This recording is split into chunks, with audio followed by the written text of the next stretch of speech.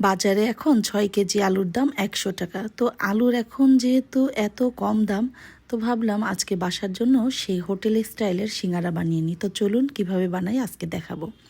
তো আজকে আমি মাত্র ২ কাপ ময়দার সিঙ্গারা বানিয়েছি।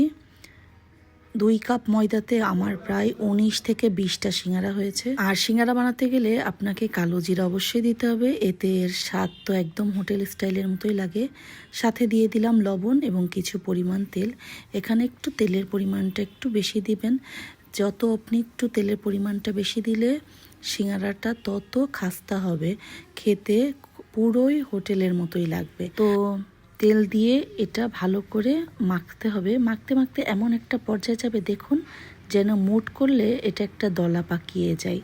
তো এটা করার শেষে আমি যেই কাপে ২ কাপ ময়দা দিয়েছিলাম সেই কাপের হাফের হাফ পানি লেগেছে আমার এই ময়ানটা করতে। আপনাকে এই ময়ানটা একটু শক্তভাবে করতে হবে, নরমভাবে করলে হবে না। তো এই অমসৃণ ময়ানটাকে আমি একটা রুমাল দিয়ে কিছুক্ষণের জন্য ঢেকে রাখলাম।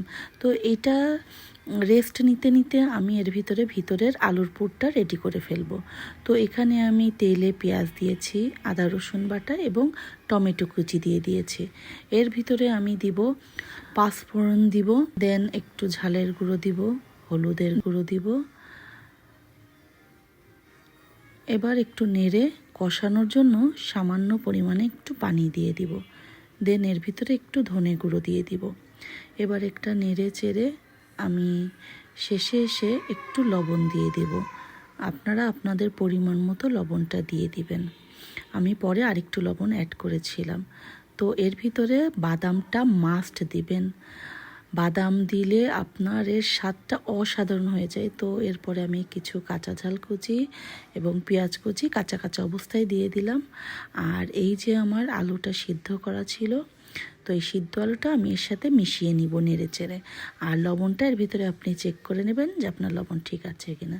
তো আমার ময়দাটা রেস্ট হয়ে গেছে এর ভিতরে, তো এটা আমি আর একটু ময়ান করব। তো আমি এটা ছুরি দিয়ে পিস পিস করে কেটে নিয়েছি। আমার প্রতিটা পিসে ২টা করে সিঙ্গারা বের হবে। তো এই যে এবার ছোট ছোট লেচিগুলো কেটে আমি এটা বেলে নিব। তো দেখুন সিঙ্গারার রুটিটা কিভাবে বেলতে হয়। সিঙ্গারার রুটিটা সবসময় একটু লম্বা আকৃতির করে বেলতে হয়। এটা নর্মাল রুটির মতো গোল বেললে হবে না, এটা একটু লম্বা আকৃতির করে বেলে নিতে হবে। তো এইটা আমার বেলা শেষে আমি এটাকে মাঝখান থেকে ছুরি দিয়ে এইভাবে কেটে নেব। তো আস্তে আস্তে আমি সমস্ত সিঙ্গারাগুলো ঠিক এইভাবেই বেলে আগের থেকে রেডি করে রেখেছি। তো দেখুন সিঙ্গারাটা কীভাবে বানাতে হয়। প্রথমে একটা স্লাইস নিতে হবে সেই সিঙ্গারার যেই রুটিটা আমি বেলে রেখেছিলাম, নিয়ে এটাকে কোন আকৃতির করে আপনাকে নিয়ে পানি দিয়ে সিল করে দিতে হবে। দেন এর ভিতরে আমি যে সবজিটা রান্না করে রেখে গেছিলাম সিঙ্গারার জন্য, আলুর দমটা, সে আলুর দমটা আমি এখন সিঙ্গারার ভিতরে দিয়ে দেব। এইবার সিঙ্গারার এই চারপাশটায় আমি পানি দিয়ে নিয়ে নিচের অংশটা পুরোটা আমি সিল করে নেব। নিয়ে এখান থেকে আমি এই হাফটা ফোল্ড করে ওখানে আমি লাগিয়ে দিব। তো দেখুন কিভাবে আমি লাগাচ্ছি।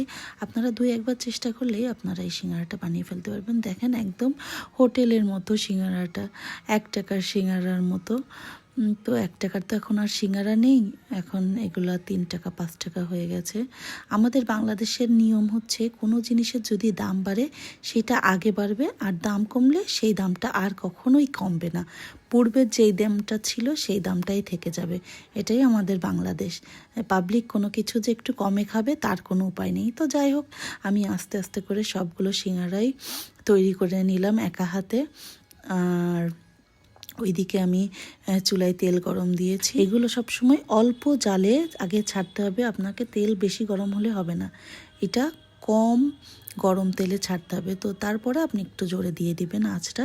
তো দেখুন ভাজতে ভাজতে ঠিক আমার হোটেলের মতো যেই রঙটা হয় সেই রঙটাই চলে এসছে। দেখুন কত যে সুন্দর লাগছিল। তো এই যে হোটেলের মতো আমি একটা পেপারের উপরে সবগুলো সিঙ্গারা রেখে দিলাম। তো আপনারাও বাসায় ট্রাই করে দেখবেন, অনেক মজাদার। আল্লাহ হাফেজ।